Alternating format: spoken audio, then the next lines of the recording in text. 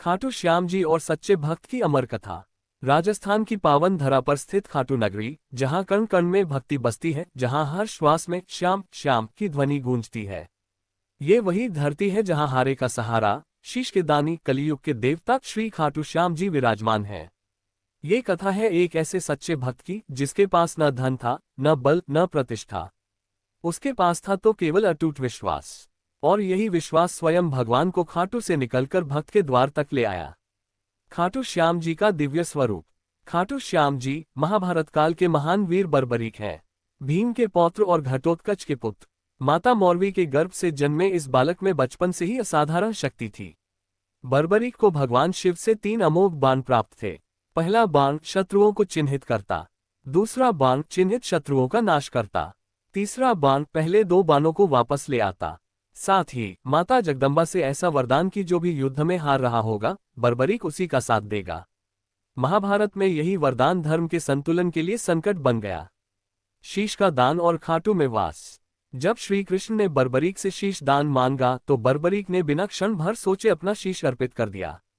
प्रसन्न होकर श्री कृष्ण ने कहा, कलियुग में तुम मेरे नाम से पूजे जाओगे, तुम हारे हुए का सहारा बनोगे, जो सच्चे मन से पुकारेगा उसके लिए स्वयं चल कर जाओगे। यही कारण है कि वे खाटू श्याम कहलाए।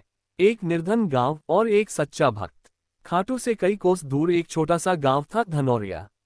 वहीं रहता था एक युवक, नाम था माधव। माधव के पास न पक्के घर की छत, न खेत खलिहान, न माँ बाप, न पत्नी, न संतान। उसके पास था तो बस श्याम नाम का सहारा। दिन भर वह दूसरों के खेतों में मजदूरी करता, रात को टूटी हुई झोपड़ी में बैठकर एक दीपक जलाता और कहता, हे श्याम, आज भी भूखा हूं, पर तुझसे कोई शिकायत नहीं। माधव की भक्ति। माधव ने कभी मंदिर में बड़ी आरती नहीं की, कभी चांदी सोना नहीं चढ़ाया। वह बस एक लोटा पानी, मुट्ठी भर फूल और फटे हुए कपड़ों में बैठकर खाटू की दिशा में हाथ जोड़कर कहता, श्याम, तू राजा है, मैं भिखारी, फिर भी रिश्ता हमारा ही है। परीक्षा की शुरुआत। 1 वर्ष भयंकर अकाल पड़ा, काम बंद हो गया। माधव 3 दिनों से भूखा था।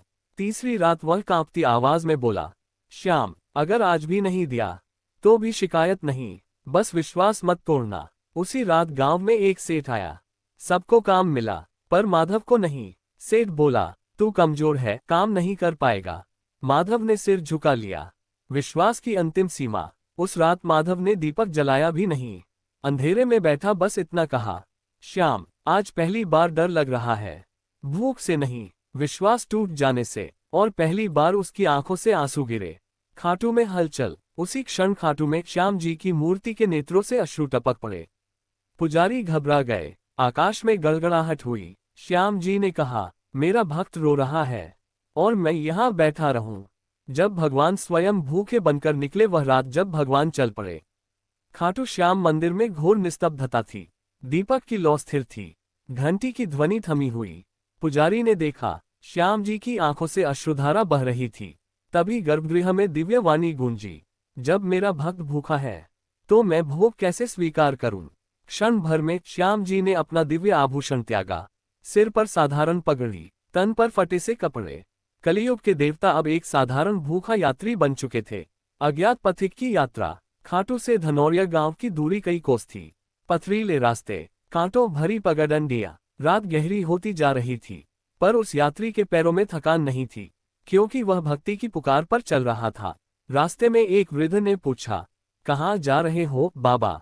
यात्री मुस्कुराया, अपने मालिक के घर। माधव की झोपड़ी। गांव के कोने में एक टूटी झोपड़ी थी, छत से पानी टपक रहा था।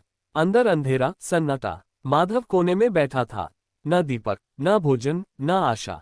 तभी किसी ने धीरे से आवाज दी, बेटा, दरवाजा खुला है क्या? माधव चौंका, इतनी रात को कोई मेहमान। उसने कांपते हाथों से दरवाजा खोला। सामने एक थका हारा साधु खड़ा था। सच्चे भक्त की पहली परीक्षा। साधु बोला, 3 दिनों से भूखा हूं, अगर थोड़ा सा भोजन मिल जाए। माधव का सिर झुक गया। झोपड़ी में एक दाना भी नहीं था। उसने भारी मन से कहा, बाबा, मैं खुद भूखा हूं, पर अगर मेरी भूख से तुम्हें राहत मिले।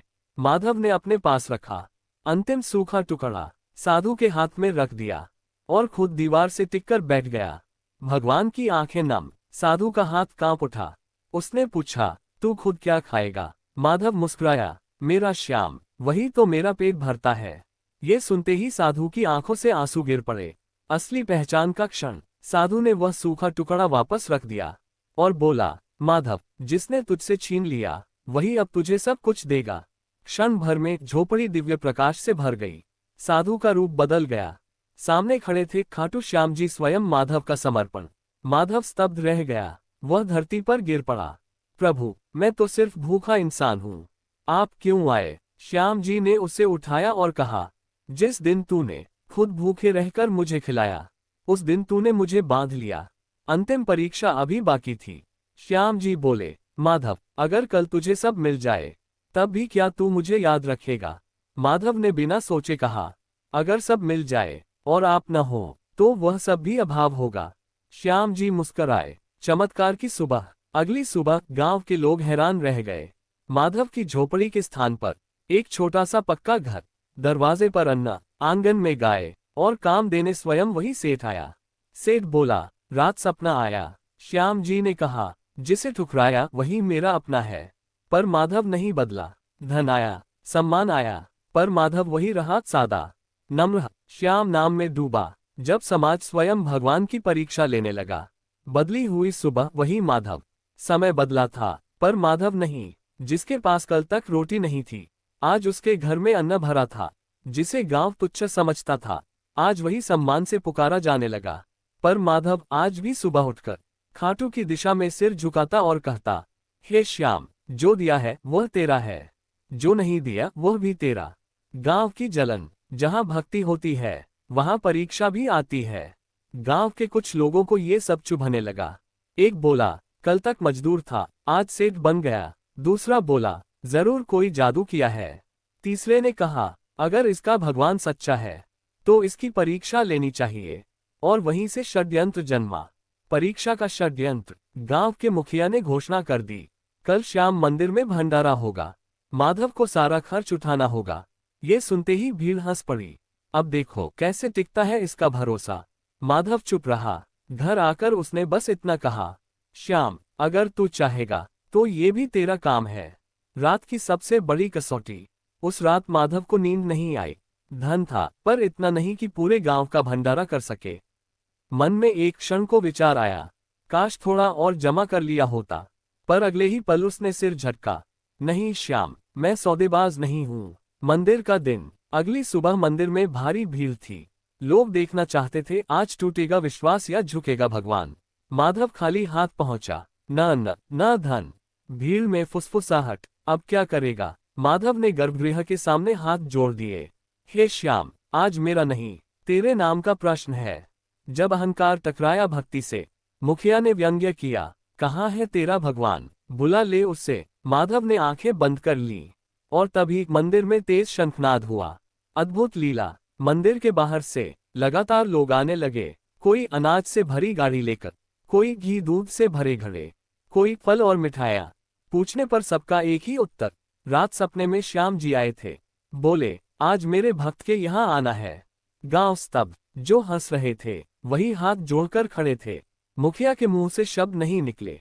पूरा भंडारा संपन्न हुआ, इतना भव्य कि गांव ने पहले कभी न देखा था। पर माधव की सबसे बड़ी परीक्षा बाकी थी। भंडारे के बाद मुखिया बोला, माधव, अब तू इस गांव का सबसे बड़ा आदमी है, मुखिया बन जा। भीड़ ने समर्थन किया। निर्णय की घड़ी। माधव ने श्याम की ओर देखा और बोला, अगर बड़ा बनना होता तो भूख में टूट जाता, मैं तो बस श्याम का सेवक हूँ। और उसने प्रस्ताव ठुकरा दिया। खाटू में गूंजी वाणी। उसी क्षण खाटू मंदिर में वाणी गूंजी, जो पद से ऊपर भक्ति को रखे वही मेरा सच्चा भक्त है। खाटू श्याम जी और सच्चे भक्त की कथा। जब त्याग मोह से टकराया, शांति से पहले का तूफान। भंडारे के बाद गांव शांत था। माधव की कीर्ति चारों ओर फैल चुकी थी। लोग सम्मान करते, पर माधव का हृदय भारी रहने लगा। वह जानता था, जहां मान है वहां परीक्षा फिर आएगी। वह अजनबी ब्राह्मण। एक संध्या माधव के द्वार एक वृद्ध ब्राह्मण आया, कपड़े फटे, आंखों में पीड़ा। उसने कहा, वत्स, सब कुछ लुट गया, शरण चाहिए। माधव ने बिना सोचे दरवाजा खोल दिया। मांग पर मांग। पहले ब्राह्मण ने भोजन मांगा, माधव ने दिया। फिर वस्त्र मांगा, माधव ने दे दिया। फिर कुछ धन, माधव ने दे दिया। अंत में ब्राह्मण बोला, माधव, ये घर भी चाहिए। मोह का क्षण, माधव ठिठक गया। यही तो वह घर था जो श्याम ने दिया था। क्षण भर को मन कांपा, आंखें भर आईं। अंतिम समर्पण। माधव ने गहरी सांस ली और कहा, अगर यह भी तेरा है श्याम, तो देर कैसी। उसने घर की चाबी ब्राह्मण के हाथ में रख दी। सत्य प्रकट हुआ। ब्राह्मण मुस्कुराया। क्षण भर में उसका रूप बदल गया। सामने खड़े थे खाटू श्याम जी स्वयं। दिव्य प्रकाश चारों ओर फैल गया। भगवान का वचन। श्याम जी बोले, माधव, जो सब कुछ छोड़ दे और फिर भी न टूटे, वही सच्चा भक्त है। वरदान। श्याम जी ने कहा, कलयुग में जब भी मेरी कथा कही जाएगी, तेरे नाम का स्मरण होगा। माधव का अंत नहीं, आरंभ। माधव संसार से विदा हुआ, पर कथा में अमर हो गया। आज भी कहा जाता है, खाटू श्याम जी जब किसी भक्त की परीक्षा लेते हैं, तो पहले उसे माधव बना देते हैं। खाटू श्याम जी और सच्चे भक्त की कथा। जब भक्त देह से मुक्त हुआ वह अंतिम प्रभात, जिस सुबह माधव ने घर दान कर दिया था, वह सुबह साधारण नहीं थी। गांव के लोगों ने देखा, माधव की आंखों में अद्भुत शांति थी, मानो कोई भारी बोझ उतर गया हो। वह बोला, आज श्याम ने सब ले लिया, अब देने को कुछ शेष नहीं। खाटू जाने का संकल्प। माधव ने नंगे पांव खाटू की ओर प्रस्थान किया। न भोजन, न जल, न वस्त्र की चिंता, केवल एक नाम, श्याम। श्याम। मार्ग की अंतिम लीला। रास्ते में लोग उसे रोकते, कहाँ जा रहे हो? माधव बस मुस्कराता, घर जा रहा हूँ।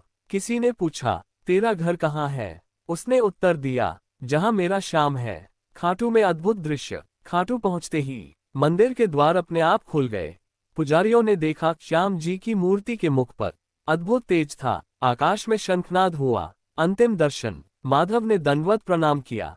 उसकी आंखों से आंसू बहने लगे। श्याम, अब कुछ भी शेष नहीं, बस तू है। देह का विसर्जन। उसी क्षण माधव शांत हो गया। कोई पीड़ा नहीं, कोई संघर्ष नहीं, वह श्याम में लीन हो गया। खाटू में दिव्य वाणी, आकाशवाणी हुई, जो मेरा होकर सब छोड़ दे, उसे मैं अपने में समा लेता हूँ। आज भी जीवित कथा। आज भी खाटू में कहा जाता है, जब कोई सच्चे मन से पुकारता है, जब आंसू सच्चे होते हैं, जब अहंकार टूट जाता है, तो खाटू श्याम जी माधव बनकर स्वयं चल पड़ते हैं। कथा का संदेश। भक्ति में सौदा नहीं, त्याग में दिखावा नहीं, विश्वास में शर्त नहीं। जो इन तीनों को निभा ले वही सच्चा